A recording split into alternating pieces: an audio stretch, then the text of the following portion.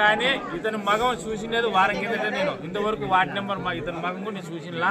కానీ ఇతను ఎగవపేటకు ఇతను మన అతని పేరు కృష్ణన్న ఎగవపేట మొత్తం ఖాళీ అవుతుందని నాకు తెలుసు. 90% మేము ఎగవపేటలో పోరాడి మబ్బులను 90% ఈ బజార్ ఒక్కటే టీడీపీ తలపుల పంచాయతీలో ఈ ఎగవపేట ఎట్లా అనుకుంటాను అట్లా వంటిది ఖాళీ అయిపోయింది. ఈ రోజుతో మాకు ఓన్లీ పంచాయతీ 3000 ఓట్లు తెప్పించి తీరుతాం. దాంట్లో ఎనికి ఆడేగా లేదు. మబ్బు ఓన్లీ పంచాయతీ, మండలం అంతా కాదు. మండలం అంతా దాదాపు 7,000 దాటిస్తామనుకుంటున్నాం. అందరం కలిసి 7,000 ఓట్లు హామీ స్థలం మబ్బులకు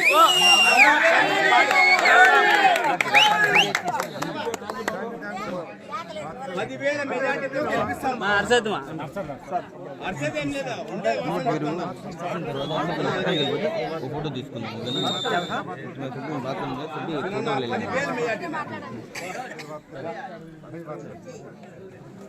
అందరికీ నమస్కారం.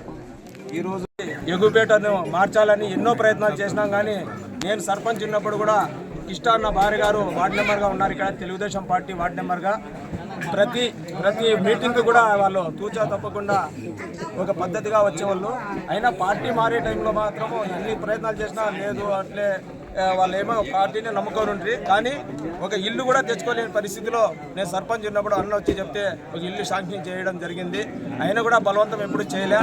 ఈరోజు రోడ్లు అయితేమి ఇక్కడ ఎగుపేట అభివృద్ధి కార్యక్రమాల్లో తెలుగుదేశం పార్టీ మాత్రము వాడుకోయింది. కానీ పార్టీని వీళ్ళంతా పార్టీని నమ్మి వేసినా కూడా ఒక రోడ్డు వేసిన దాఖలాలు పోలే, నీళ్ళ సౌకర్యం ఇచ్చిన దాఖలాలు పోలే ఇంతవరకు కూడా. ఈరోజు వీళ్ళు మానవతర దృక్పథంతో ఆలోచించేసినారు. అరే ఎగుపేటలో ఇంత మనము తెలుగుదేశం పార్టీకి వేసినా కూడా ఒక అభివృద్ధి కార్యక్రమం చేయలేకుండా ఇంత వెనకబడిపోయినాం. కానీ ఇప్పుడు వైఎస్ఆర్ కాంగ్రెస్ పార్టీ ప్రభుత్వం వచ్చిన తర్వాత ఉప సర్పంచ్ బాబు చాలా అభివృద్ధి కార్యక్రమాల్లో ముందుండి నడిపించినాడు. కాబట్టి బాబు కూడా అవకాశం ధన్యవాదాలు. నిజంగా చాలా సంతోషకరమైన రోజు.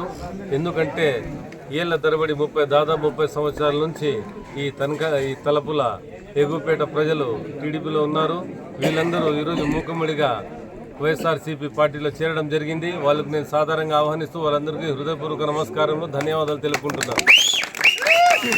నేను ఎగుపేటలో వచ్చిన తర్వాత ఒక పెద్ద మనిషిని అడిగినాను, ఎందుకు మీరు ఈరోజు వైఎస్ఆర్సీపీలో పార్టీలో చేరుతున్నారని.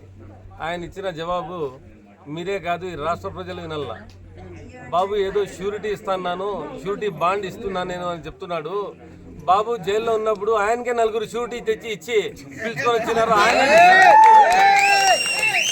దీని తర్వాత చెప్పేది ఏముంటుంది, వచ్చే ఎలక్షన్లలో కానీ ఈ రాష్ట్రంలో సంక్షేమం అభివృద్ధి జరగాలంటే ఒక జగనంతోనే సాధ్యం. కాబట్టి ఈ ఎగువపేట ప్రజలు లేటుగా గ్రహించినా వచ్చేసినారు. ఎగువపేట ఖాళీ అయిపోయింది. ఎప్పుడు చెప్తా ఉంటారు తలుపుల్లో వలసలు పోయినాయి, తలుపుల వలసలు పోయినాయని. ఈ ఫోటోలు చూసి తెలుసుకోవాలా వలసలు ఎక్కడ పోయినారు అనేది. కాబట్టి వీళ్ళంతా తప్పకుండా వైఎస్ఆర్సీపీకి రానున్న ఎన్నికల్లో బ్రహ్మరథం పట్టి ఈ తలుపుల నుంచి మాకు పెద్ద మెజార్టీ వస్తుందని మేము ఊహిస్తూ మేమంతా వీళ్ళకందరికీ మేము హృదయపూర్వక నమస్కారములు, ధన్యవాదాలు మరొకసారి తెలియజేసుకుంటూ ఈ సభకు నమస్కారం.